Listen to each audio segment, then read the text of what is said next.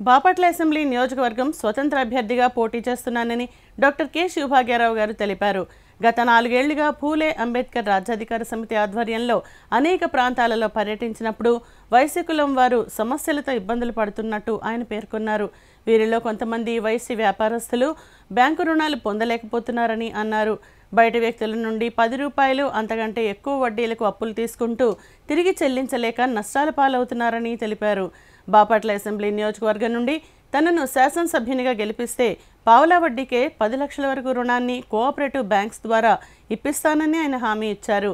వైశ్యులందరూ తమ విలువైన ఓటును విజిల్ గుర్తుపై వేసి తనను భారీ మెజారిటీతో గెలిపించవలసిందిగా శివభాగ్యారావు గారు కోరారు.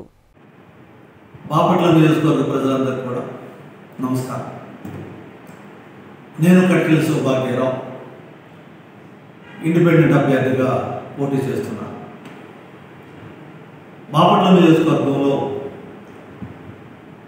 వైశ్య కమ్యూనిటీ నుంచి చాలామంది వర్తకులు వ్యాపారం చేసుకుంటూ ఆర్థికంగా కూడా బాధపడుతున్నట్టుగా నేను గమనించుకుంటాను.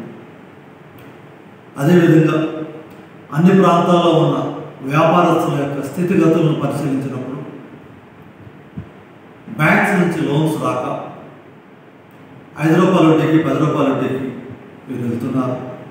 దానివల్ల వారికి వచ్చే లాభంలో ఎక్కువ భాగం వడ్డీలకే వెళ్తుందనేసి గ్రహించుకున్నారు. దీన్ని పురస్కరించుకొని వ్యాపారం చేసుకునే ప్రతి ఒక్క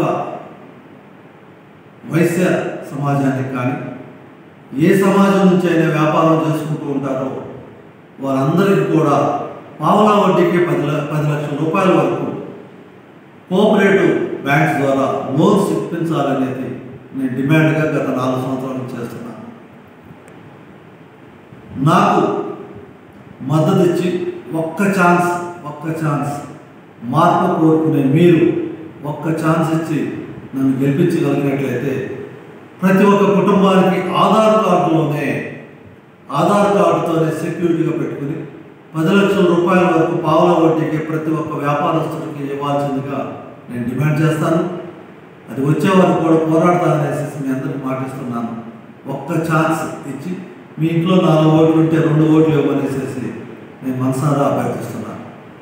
జై హింద్.